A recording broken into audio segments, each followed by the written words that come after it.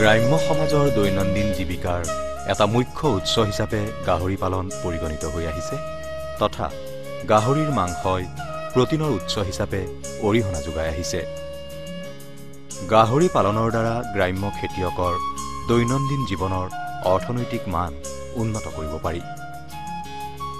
গাহৰিয়ে নিজৰ খাদ্য মাংসলৈ ৰূপান্তৰ কৰিব পৰা ক্ষমতা, প্ৰজন্মৰ ব্যৱধান আৰু কম ঠাইৰ প্ৰয়োজনীয়তা আদি গুণে গাহৰি পালকসকলক বেছিকৈ আকৰ্ষিত কৰি আহিছে। খেতিয়কসকলে গাহৰি পালনৰ জৰিয়তে অধিক লাভৱান হ'বলৈ বিজ্ঞানসন্মতভাৱে গাহৰি পালন কৰাটো অতি প্ৰয়োজনীয়।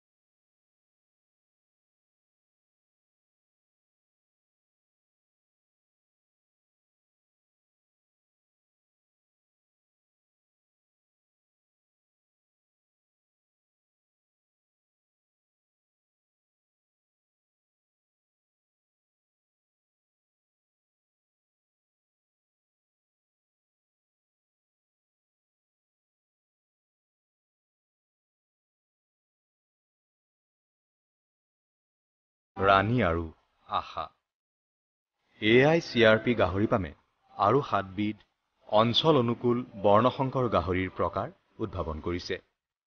গাহৰি পালকসকলে নিৰ্দিষ্ট পামৰ পৰা গাহৰি পোৱালি কিনিব লাগে যাতে জাৰ্ম প্লাজম উন্নত গুণমান সম্পন্ন হয়।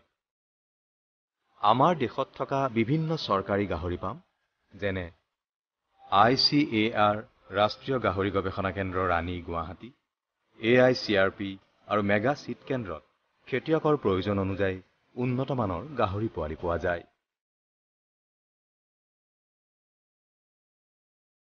নমস্কাৰ, মোৰ নাম আইকন চৰকাৰী। মই হজনপাৰা আত্মসহায়ক গ্ৰুপৰ সদস্যা। আমাৰ 12জন গ্ৰুপ আছে আৰু কি বুলি কয় NRC ফাৰ্মৰ পৰা ৰাণীৰ পৰা গাহৰি 12টা পাইছোঁ আৰু তাৰ পৰা দানাও দিয়ে মাহে মাহে আৰু আমি 2 টাইমকৈ দানা দিওঁ, 2 টাইমকৈ চাফা কৰোঁ আৰু গাহৰিবিলাকৰ ধৰি লওক জ্বৰ বা বেমাৰ হাগা বমি হ'লে ছাৰহঁতক খবৰ দিলে দানা দিয়ে বেজি দিয়াকৈ আহে বা ঔষধ দিয়ে দি পঠিয়াই কিবা বেমাৰ হ'লে কিবা হ'লে তাৰ পৰা সহায় কি বুলি কয় চোৱা চিতা কৰি যায় বেজি দি যায় এতিয়া বৰ্তমান গাহৰিকেইটা ডাঙৰো হৈ আহিছে আজি 5 মাহমান হ'ল গাহৰি পালনৰ প্ৰাথমিক প্ৰয়োজনীয়তা হৈছে বিজ্ঞানসন্মত গাহৰিৰ গঁৰাল নিৰ্মাণ কৰা এই ঘৰটোৱে গাহৰিবোৰক ৰ'দ বতাহ প্ৰতিকূল বতৰৰ পৰা ৰক্ষা কৰে আৰু এটা মানসম্পন্ন গঁৰালে গাহৰিবোৰক উৎপাদনশীল হোৱাত সহায় কৰে গাহৰিৰ গঁৰাল নিৰ্মাণ কৰিবলগীয়া ঠাইত সকলো সা-সুবিধা যেনে পানী বিদ্যুৎ ৰাস্তা আৰু বজাৰৰ লগত সংযোগ থাকিব লাগে গাহৰিৰ গঁৰাল উত্তৰা দক্ষিণাকৈ সাজিব লাগে যাতে অতিৰিক্ত সূৰ্যৰ পোহৰ আৰু বৰষুণৰ পৰা ৰক্ষা পাব পাৰি খেতিয়কৰ ঘৰৰ পৰা গাহৰি গঁৰালৰ দূৰত্ব 8 পৰা 10 মিটাৰ হোৱাটো প্ৰয়োজনীয় এই গঁৰালত ভালদৰে বতাহ চলাচলৰ ব্যৱস্থা থাকিব লাগে আৰু যথেষ্ট পৰিমাণৰ ছাঁ থকা হ'ব লাগে গাহৰিৰ গঁৰালত বিভিন্ন প্ৰকাৰৰ গাহৰি যেনে পোৱালি গাহৰি বাঢ়নীয়া গাহৰি মতা গাহৰি পোৱালি নিদিয়া গাহৰি পোৱালি দিয়া গাহৰি সকলো বেলেগ বেলেগকৈ ভাগে ভাগে ৰাখিব লাগে মতা আৰু মাইকী বাঢ়নীয়া গাহৰি বেলেগ বেলেগকৈ ৰাখিব লাগে যাতে সিহঁতে অপ্ৰয়োজনীয় প্ৰজনন কৰিব নোৱাৰে গাহৰিক জিৰণি লোৱাৰ বাবে লগতে 20 পৰা 60% অতিৰিক্ত স্থান শৌচৰ বাবে আৰু আন ক্ৰিয়াকলাপৰ বাবে ৰাখিব লাগে বিভিন্ন গাহৰিৰ বাবে প্ৰয়োজনীয় স্থানৰ পৰিমাণ ইয়াত দেখুওৱা হৈছে গাহৰিক অলপ বেছিকৈ স্থান দিব লাগে যাতে থিয় হ'লে আধা মজিয়াখন দেখা পোৱা হয় মজিয়াখন পিছল হ'ব নালাগে লগতে এঢলীয়া হোৱা উচিত যাতে কোঠালিৰ মলবোৰ বাধাহীনভাৱে ওলাই যায় মজিয়াখন ওখ হ'ব লাগে যাতে নিগনি সাপ আদি আহিব নোৱাৰে দেৱালখন মজবুত লগতে উচ্চতা মজিয়াৰ পৰা প্ৰায় 4 ফুট মতা গাহৰিৰ বাবে আৰু মাইকী গাহৰিৰ বাবে 3 ফুট হ'ব লাগে পোৱালি গাহৰিৰ বাবে শীত তাপৰ ব্যৱস্থাপনাৰ প্ৰয়োজন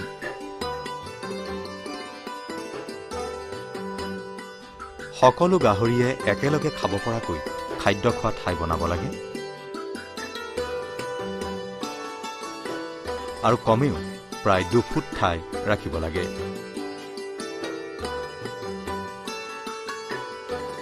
গাহৰি ৰখা ঠাই নিৰ্মাণ আৰু উৎকৃষ্ট জাতৰ গাহৰি পোৱালি সেই পামত ৰখাৰ পাছত প্ৰত্যেক খেতিয়কৰ বাবে প্ৰধান দিশটো হৈছে পুষ্টিকৰ খাদ্যৰ উপলব্ধতা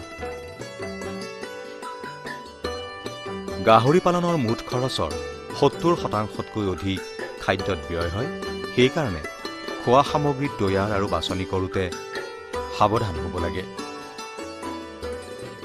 যিহেতু গাহৰি পাগলি খোৱা জন্তু নহয় সেয়েহে গৰুৰ পোৱালিবোৰৰ দৰে ইহঁতে আঁহযুক্ত খাদ্যৰ উচিত ব্যৱহাৰ কৰিব নোৱাৰে সেইকাৰণে গাহৰিৰ দানাত বেছিকৈ আঁহজাতীয় পদাৰ্থ থাকিব নালাগে গাহৰিক এদিনত 2 বাৰকৈ খাদ্য দিব লাগে পোৱালি বাঢ়নীয়া পৰিপক্ক মতা গাহৰি আৰু গাভিনী গাহৰিবিলাকৰ শৰীৰৰ ওজন অনুযায়ী খাদ্যৰ প্ৰয়োজন বেলেগ বেলেগ হয় প্ৰতিটো সময়ত পোৱালি গাহৰিক নতুন আৰু সুষম খাদ্য প্ৰদান কৰিব লাগে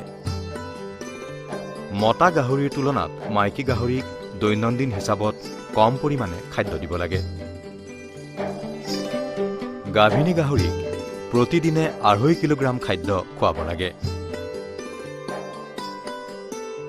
খাদ্যৰ পৰিমাণ জাত শৰীৰৰ ওজন আৰু বয়স অনুযায়ী প্ৰদান কৰিব লাগে ভিটামিন শক্তি প্ৰটিন আৰু খনিজ পদাৰ্থৰ সন্তুলন থকা খাদ্য খুৱাব লাগে ইয়ে গাহৰিৰ বৃদ্ধিত অৰিহণা যোগাব আৰু খাদ্যৰ খৰচ কমাব পাৰম্পৰিকভাৱে শক্তি যোগানকাৰী গাহৰিৰ খাদ্য হিচাপে চাউলৰ গুড়ি মাকৈৰ গুড়ি চাউলৰ মল ভঙা চাউল আদি দিব পাৰি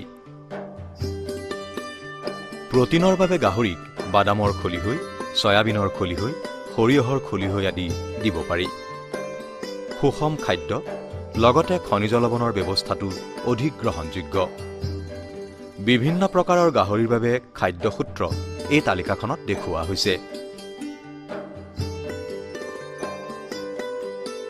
খাদ্য সামগ্ৰীবোৰ স্থিৰ কৰা আৰু খাদ্য তৈয়াৰ কৰা যন্ত্ৰত সঠিক অনুপাতত মিহলি কৰাটো অতি প্ৰয়োজনীয়।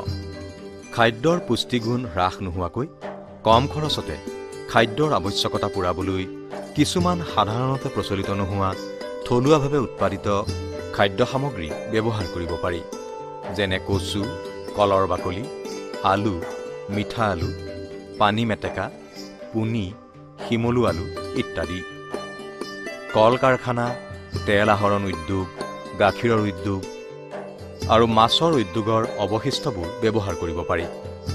মুৰ্গী পামৰ অৱশিষ্ট, পাকঘৰৰ অৱশিষ্ট, বেকাৰীৰ অৱশিষ্ট আৰু শাক পাচলিৰ অৱশিষ্টবোৰে খাদ্যৰ মূল্য কমোৱাত সহায় কৰে।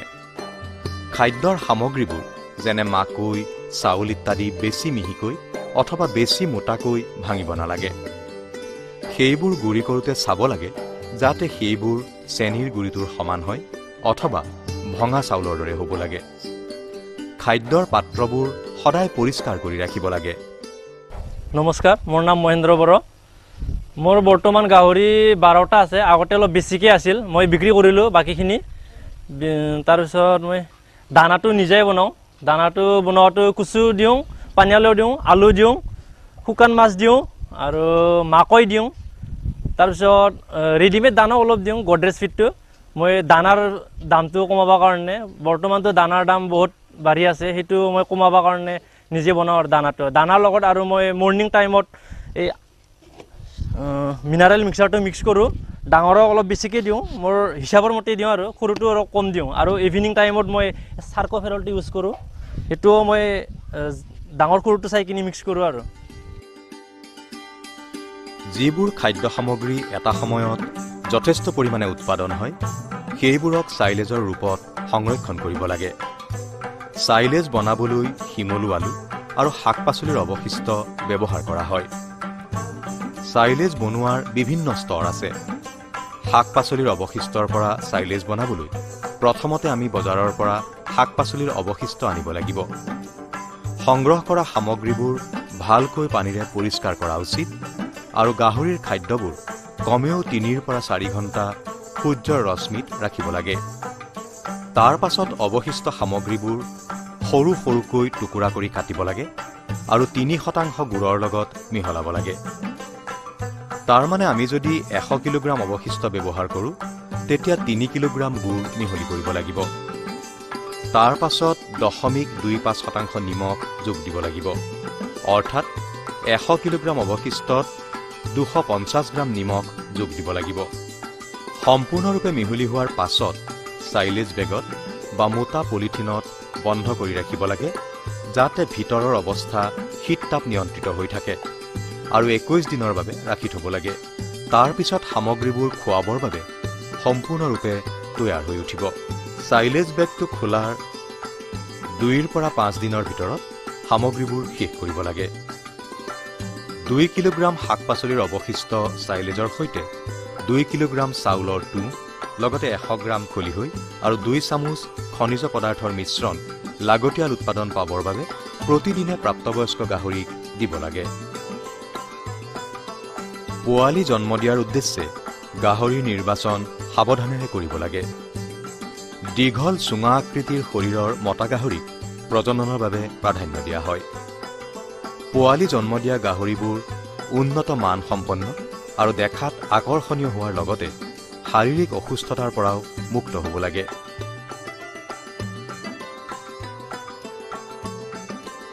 নিৰ্বাচিত চেউৰী গাহৰিৰ সজোৰ সক্ৰিয় বাট, দীঘল আৰু মজবুত দেহ তথা উৎকৃষ্ট ডিঙি, নাক, কাণ আদি থাকিব লাগে।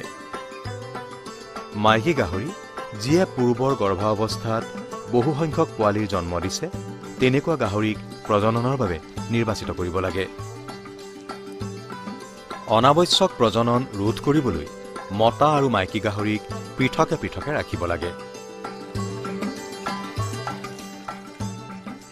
ঘনিষ্ঠ জাতিবৰ্ণৰ লগত প্ৰজনন বৰ্জন কৰিব লাগে, যাতে আন্তঃ প্ৰজননৰ অৱসাদ নহয়। প্ৰথম গৰমত মাইকী গাহৰিক প্ৰজনন কৰাব নালাগে। দ্বিতীয়বাৰ গৰম অৱস্থাত গাহৰিক প্ৰাকৃতিক বা কৃত্ৰিম প্ৰজনন কৰাব লাগে।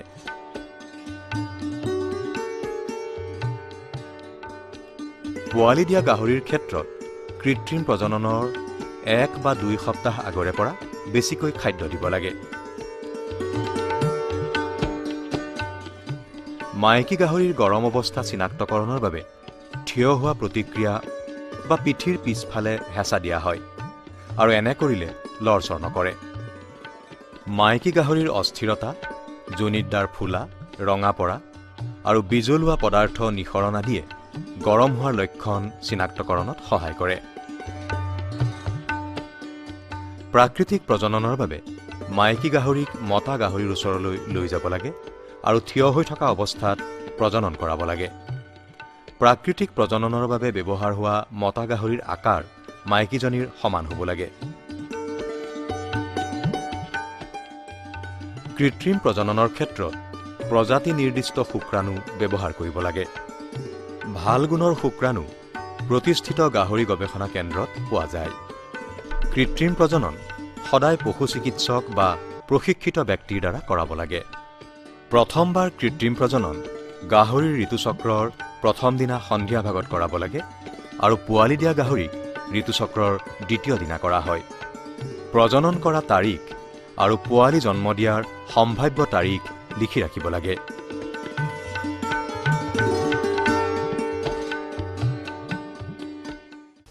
নমস্কাৰ, মোৰ নাম বিনীতা লহকৰ। মই ইয়াত 45জনী গাহৰি পুহিছোঁ। তাৰে দুজনী কৰা হৈছে। কৰা গাহৰিকেইজনী পৱন দাস ছাৰে আমাক কৰি দিছে। ৰাণী চেণ্টাৰৰ পৰা চিমেণ্ট আনি কিনে কৰি দিছে আৰু গাহৰি আমাৰ সময়মতে চাফা কৰি থাকে, দুবাৰ চাফা কৰা হয়। গাভিনী গাহৰিক আমি সযতনে ৰাখিলে স্বাস্থ্যৱান পোৱালি পোৱাৰ সম্ভাৱনা থাকে। গাভিনী অৱস্থাত ভাল পৰিমাণৰ খাদ্য নিয়মিতভাৱে খুৱাব লাগে। গাভিনী গাহৰিক অন্য গাহৰিৰ পৰা আঁতৰত ৰাখিব লাগে। গৰ্ভধাৰণৰ অন্তিম 3 সপ্তাহত খাদ্যৰ পৰিমাণ বঢ়াই দিব লাগে। গাভিনী গাহৰিক দিনে 500 গ্ৰাম অতিৰিক্ত খাদ্য খুৱাব লাগে। গাহৰিজনীয়ে পোৱালি জন্ম দিয়াৰ 8 পৰা 10 দিনৰ আগতে পোৱালি জন্ম দিয়া কোঠালিলৈ লৈ যাব লাগে।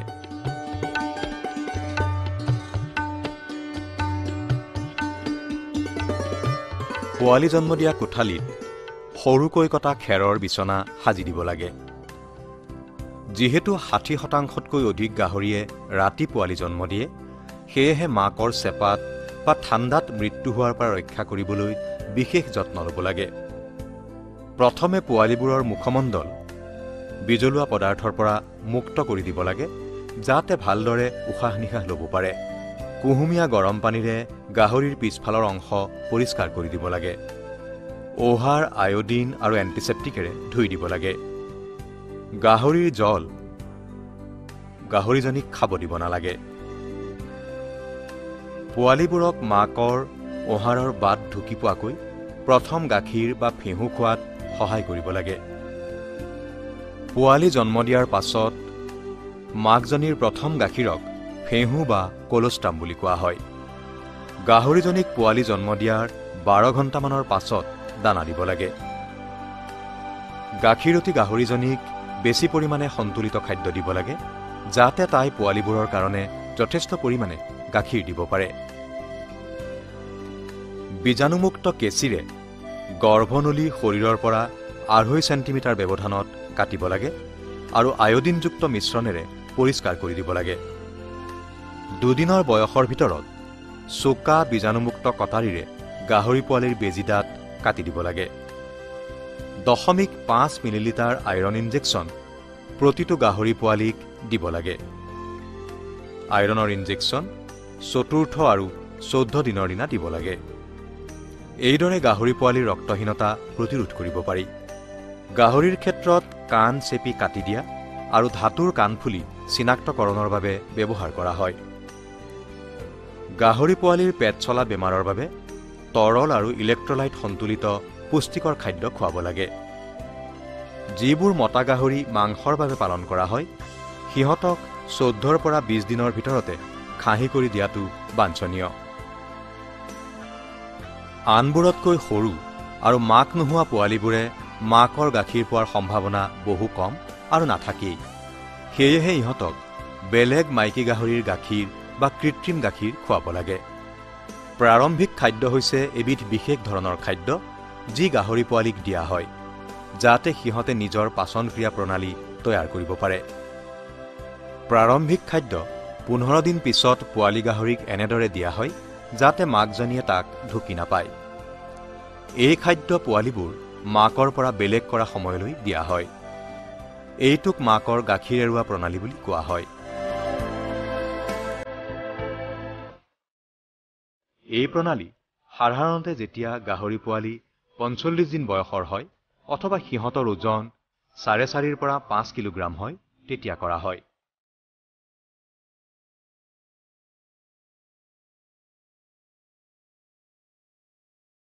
কিছুমান সাধাৰণ বেক্টেৰিয়া আৰু ভাইৰেল বেমাৰ স্বাস্থ্যৰ ভালদৰে যতন লৈ আৰু ফাৰ্মখনত স্বাস্থ্যবিধি মানি চলিও ৰোধ কৰিব পাৰি। স্বাস্থ্য ব্যৱস্থাপনাৰ জৰিয়তে গাহৰিক পৰিষ্কাৰ পানী খুৱাইও বহু ৰোগৰ পৰা মুক্ত কৰিব পাৰি। গাহৰিৰ জ্বৰ, ভৰি আৰু মুখৰ ৰোগ আৰু বিভিন্ন বেমাৰৰ পৰা ৰক্ষা কৰিবলৈ নিয়মীয়াকৈ টীকাকৰণ কৰাব লাগে। ইয়াৰ বাবে চৰকাৰী পশু চিকিৎসা বিষয়াৰ লগত যোগাযোগ কৰিব লাগে। মনত ৰাখিব লাগে যে টীকাকৰণ কাৰ্যসূচী সময়মতে কৰাটো অত্যন্ত প্ৰয়োজনীয়। নমস্কাৰ, মোৰ নাম শ্ৰী চেন বৰ্মন। গাহৰি যে আমি পুহিছোঁ, এই গাহৰিৰ যেতিয়া প্ৰেগনেঞ্চি হয় তাৰপিছত যেতিয়া পোৱালি দিব, পোৱালিটো দিয়াৰ পিছত আমি 4 দিনৰ ভিতৰত আইৰণ ইনজেকশ্যনটো দিওঁ আৰু সময়ে সময়ে ভেকচিনটো আমি ব্যৱহাৰ কৰোঁ ছাৰক লৈ পেলাই।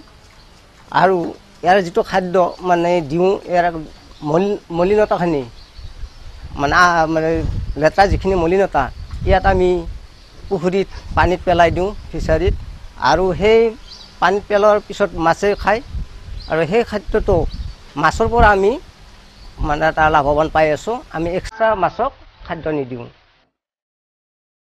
দেহৰ ভিতৰৰ পৰজীৱীক নিয়ন্ত্ৰণ কৰিবলৈ পেলুৰ দৰৱ নিয়মীয়াকৈ খুৱাব লাগে। 3 মাহৰ মূৰে মূৰে পেলুৰ দৰৱ খুৱাই থাকিব লাগে যাতে পাচকতন্ত্ৰই পৰজীৱীবোৰ নাইকিয়া কৰিব পাৰে। বহি পৰজীৱী যেনে চিকৰা আৰু ওকণি এইবোৰ নাইকিয়া কৰিবৰ বাবে যত্ন ল'ব লাগে। গাহৰিবোৰৰ বেমাৰ হৈছে নে নাই নিয়মীয়াকৈ পৰীক্ষা কৰিব লাগে।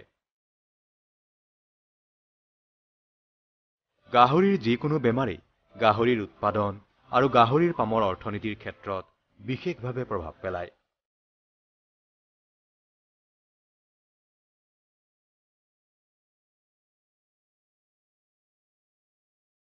বেমাৰী গাহৰিক জাকৰ পৰা আঁতৰত ৰাখিব লাগে। বেছি বেমাৰৰ সংশয় থকা গাহৰিক জাকৰ পৰা উলিয়াই দিব লাগে। পাম এখনত সঠিক তথ্য ৰখাটো অতি প্ৰয়োজনীয়। বংশানুক্ৰমৰ তথ্য, য'ত গাহৰিৰ বংশানুক্ৰমৰ বিৱৰণ উল্লেখ থাকে। খাদ্য যোগানৰ ধৰণ, গাহৰিৰ প্ৰজাতি, গাহৰিৰ সংকৰণ, গাহৰিৰ কৃত্ৰিম প্ৰজনন, প্ৰজননৰ পঞ্জীয়ন, দানাৰ পঞ্জীয়ন, সকলো নথিপত্ৰ ভালদৰে ৰাখিব লাগে। গাহৰিৰ পামৰ আয়, ব্যয়, সকলো উপাৰ্জনৰ হিচাপ নিকাচ বছৰত 2 বাৰ কৰিব লাগে যাতে পাম ব্যৱস্থাপনা সঠিক হয়।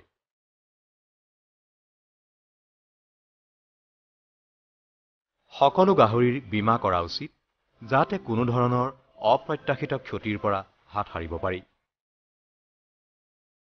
গাহৰি পাম মাছ আৰু উদ্যান শস্যৰ লগত সমন্বিতভাৱে কৰিলে এটা লাভান্বিত উদ্যোগ হিচাপে পৰিগণিত হয়।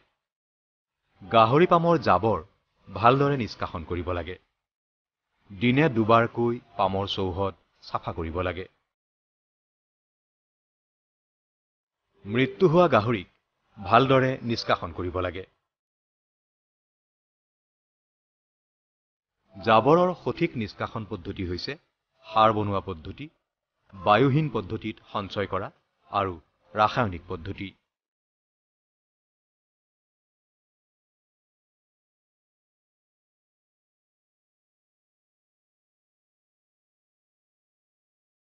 ফাৰ্মি কমাৰ্চৰ গাহৰিত গুড়ি দি মই প্ৰয়োগ কৰোঁ। তাৰমানে তাতে গোবৰ, খেৰ আৰু আঢ়ৈ গছৰ মাটি সেইকেইটা ভৰাই পেলাই গাহৰিৰ এই মলি দি তাৰমানে চব বস্তু তাৰমানে ফাৰ্মি কমাৰ্চত ভৰাই তাৰমানে সাৰ বনাওঁ মই। সাৰ বনাই তাৰমানে প্ৰয়োগ কৰোঁ যেনে মাটিত। সেই এতিয়া মই বৰ্তমান সেইটোৱেদি চলি আছোঁ, চৰকাৰৰ সাৰ ব্যৱহাৰ নকৰাকৈ। চবেই এনেকুৱা কৰিলে অলপ ভাল হয়। গাহৰি 5টা আছে মোৰ, সেইটো গোবৰেদি মই ভাৰ্মি প্ৰক্ৰিয়াত প্ৰৱেশ কৰে আৰু খেতিত লগো। আমি খেতিটো উন্নত পাইছি পচন সাৰ কৰি আমি তাৰমানে প্ৰৱেশ কৰোঁ। পামৰ চৌহদত সদায় ব্লিচিং পাউডাৰ নহ'লে চূণৰ পানীৰে চাফা কৰিব লাগে। ব্যৱহাৰ কৰা বিচনা সদায় আঁতৰত জ্বলাই দিব লাগে। গাহৰি পামত কাম কৰিলে সাৱধান হ'ব লাগে। পামত কাম কৰোঁতে বেলেগ কাপোৰ পৰিধান কৰিব লাগে। পামত কাম কৰি অহাৰ পাছত হাত পৰিষ্কাৰকৈ ধুব লাগে। এনেধৰণৰ সাৱধানতা অৱলম্বন কৰিলে এখন অৰ্থনৈতিকভাৱে সফল গাহৰি পাম কৰিব পাৰি। বিজ্ঞানসন্মত পদ্ধতিৰে গাহৰি পালনৰ বিষয়ে শিকিবলৈ অথবা পৰামৰ্শ ল'বলৈ পশু চিকিৎসক নহ'লে ICAR ৰাষ্ট্ৰীয় গাহৰি গৱেষণা কেন্দ্ৰ ৰাণী, গুৱাহাটীৰ লগত যোগাযোগ কৰিব পাৰে। এই সকলো বৈজ্ঞানিক পদ্ধতি গ্ৰহণ কৰিলে গাহৰি পামবোৰ বহনক্ষম আৰু লাভদায়ক হয় আৰু খেতিয়কসকলো বহু গুণে লাভৱান হ'ব পাৰে।